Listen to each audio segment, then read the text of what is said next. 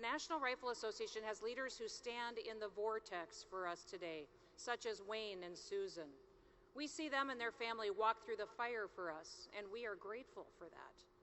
But we should also look at headlines from 25 years ago and see what we can learn for today.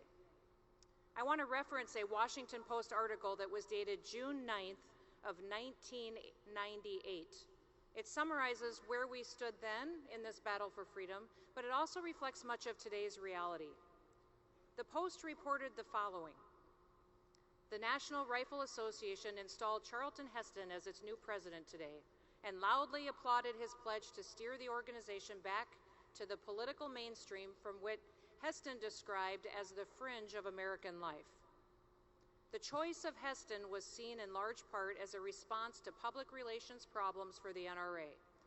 They had intensified recently because of several school shootings and rising calls for stricter gun laws opposed by the group. Now, having the right messenger matters. You ask why I'm here today? Why do I boldly support the NRA? Now, I probably don't look like a traditional NRA member. The media would have us believe that the NRA is only made up of old white guys. And all you old white guys can be proud and raise your hands.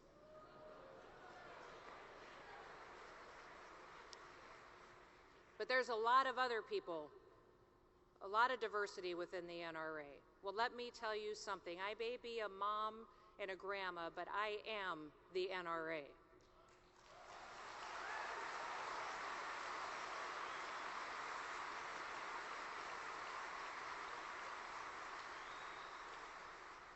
Our daughters and our granddaughters, every American is the NRA.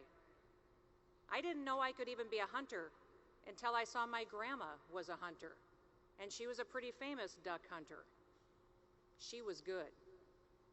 The Post in that article went on to say that Heston rose to power in the NRA because of the need to soften the organization's public image. Calling the school shootings a child issue, not a gun issue, Heston reasserted the NRA's long-standing position that violence grows from unraveling family values and weak prosecutors and judges. He also added a new twist. He called on the White House to acknowledge many gun violations go unprosecuted for lack of resources. He called on the Justice Department to start prosecuting every federal gun law violation in one major city. This, he said, would include attempts by felons to buy guns, which are rarely prosecuted except in combination with violent crimes.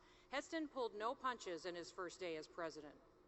Referring to the Second Amendment, he said, those dead old white guys who invented this country, they knew what they were talking about. Now again, this article is from 25 years ago, yet that conversation is so relevant for today. What if prosecutors actually did their jobs instead of going on the political attack?